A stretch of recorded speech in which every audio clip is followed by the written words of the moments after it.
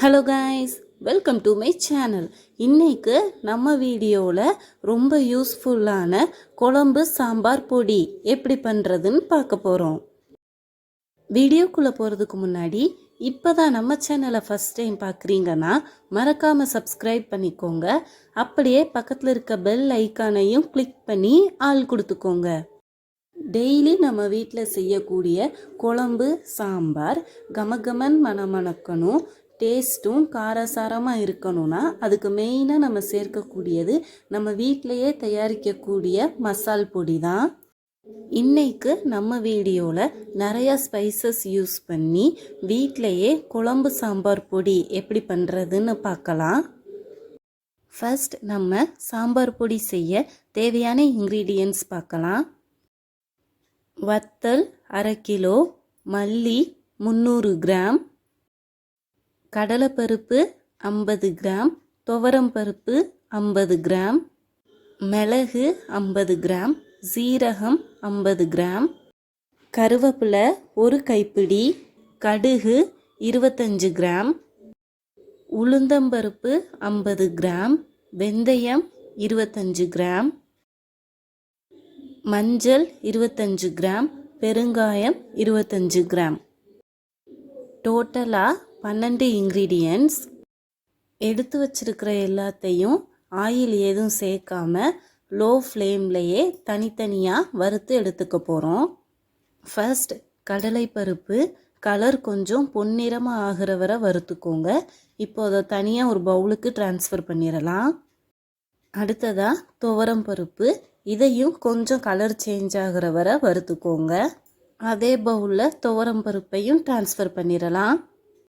Next உளுந்தம்பருப்பு, இதுவும் colour change ஆகணும். கொஞ்சம் ப்ரௌனாக ஆயிருக்கு, இந்த அளவு போதும். இதை அப்படியே பவுலுக்கு ட்ரான்ஸ்ஃபர் பண்ணிடலாம். அடுத்ததாக சீரகம், இதுவும் ஒரு 2 to 3 மினிட்ஸ் வரை ஃப்ரை பண்ணிக்கோங்க. நெக்ஸ்ட் வெந்தயம், இதுவும் கொஞ்சம் ப்ரௌன் ஷேடில் வரணும். அடுத்ததாக மிளகு வெடிக்க ஸ்டார்ட் ஆகும்போது பவுலுக்கு ட்ரான்ஸ்ஃபர் பண்ணிடுங்க. அடுத்ததாக கடுகு கொஞ்சம் பெருசாகி வெடிக்க ஸ்டார்ட் ஆகும், அந்த ஸ்டேஜில் பவுலுக்கு ட்ரான்ஸ்ஃபர் பண்ணிடுங்க. அடுத்ததாக மல்லி ஒரு 2 மினிட்ஸுக்கு ரோஸ்ட் பண்ணால் போதும். மற்ற இன்க்ரீடியன்ட்ஸ் எல்லாம் 25-50 கிராம்னு தான் எடுத்திருப்போம்.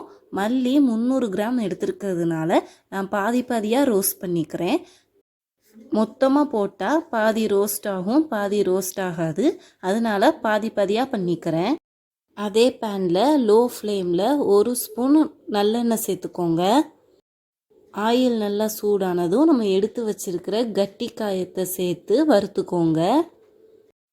காயம் நல்லா பொரிஞ்சதும் அதையும் பவுலுக்கு ட்ரான்ஸ்ஃபர் பண்ணிடுங்க. அதே ஆயிலில் எடுத்து வச்சிருக்கிற கருவேப்பிலையை ஆட் பண்ணிக்கோங்க.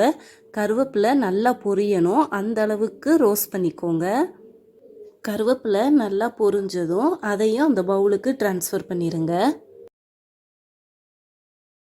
வத்தலை ஒரு 1-2 நாளைக்கு வெயிலில் நல்லா காய போட்டு எடுத்துக்கோங்க, உடைச்சா உடையிற மாதிரி. மஞ்சளை ஆயிலில் ரோஸ்ட் பண்ண வேண்டாம், வெயிலில் காய போட வேண்டாம்.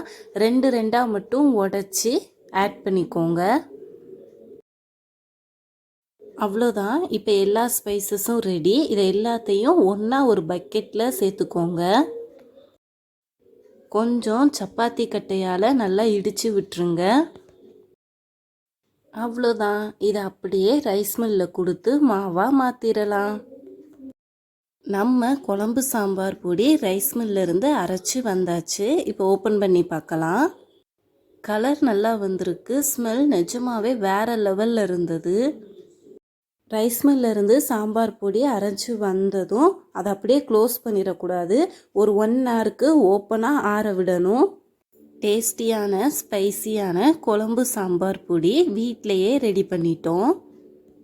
கண்டிப்பாக நீங்களும் இந்த குழம்பு சாம்பார் பொடி ட்ரை பண்ணி பாருங்கள், உங்களுக்கும் பிடிக்கும். வீடியோ பிடிச்சிருந்தா மறக்காமல் லைக் பண்ணுங்கள், ஷேர் பண்ணுங்கள், சப்ஸ்கிரைப் பண்ணுங்கள். தேங்க்யூ.